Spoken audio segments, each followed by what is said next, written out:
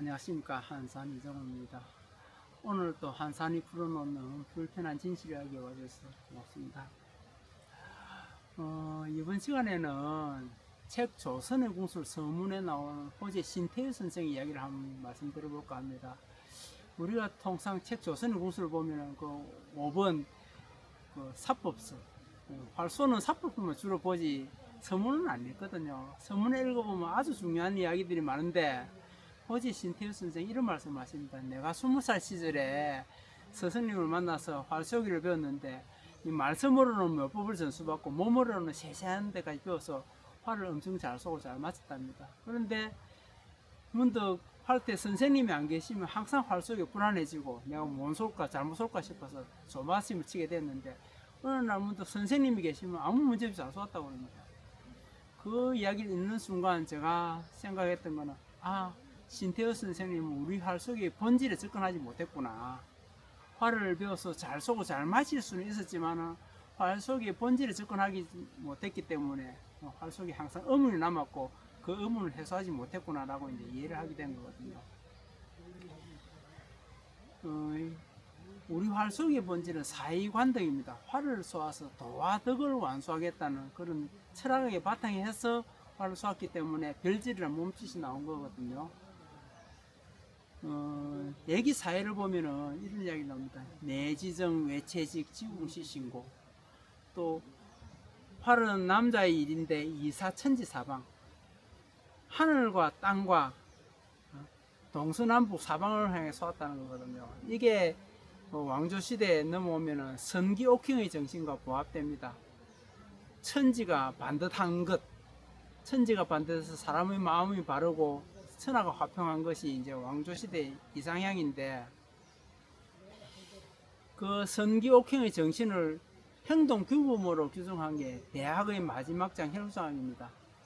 사스상경 중에 대학이 있죠. 그 대학의 마지막 장이 혈구장인데, 혈구장에 이런 이야기 나옵니다. 소어상 무의사, 소어하 무의사상. 윗사람이 싫어하는 바를 가지고 아랫사람을 괴롭히지 않고, 아랫사람이 싫어하는 것을 가지고 윗사람을 번거롭게 하지 않는다. 불편하게 하지 아니한다.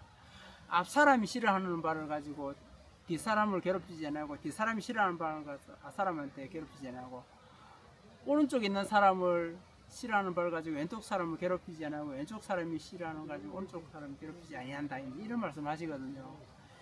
이게 우리 활에 오면은 머리가 비정비팔 발디딤을 방해하지 않고, 비정비팔 발디딤이 머리가 반듯한 데에 대해서 저항하지 않는다. 방해하지 않는다. 높이 걸미지 각지손과 줌손이 앞으로는 줌손이 관역을 향하고 각지손이 뒤로 맹일을 채주면서도 각지손이 줌손을 방해하지 않고 줌손이 각지손을 방해하지 않는 것. 그 다음에 이렇게 반듯하게 쏘기 위해서 좌우가 균형이 맞아야 되는 수요 병행하는 것. 이런 것들이 우리 활 속에 투영되어 있는 거죠. 그 정신 철학사는 근본이 사이관덕, 활을 쏘아서 도화덕에 부합한다 있는데, 호재 신태호 선생은 활을 배워서 잘 쏘긴 했지만 이 부분을 갖다 이제 체득하지 못하신 거죠. 여러분도 마찬가지입니다. 생각해 보십시오. 1894년 조선 갑오개혁이 일어나면서 무과가 폐지되니까 조선 철저사법 별줄공책 일시 없어졌습니다. 한산이 이것을 갖다가 활 공부를 해서 밝혀냈는데 128년 지나서 밝혀냈거든요. 그럼 128년 동안 활 선생도 없었지 않습니까? 한산에게는 당연히 활 선생이 없습니다.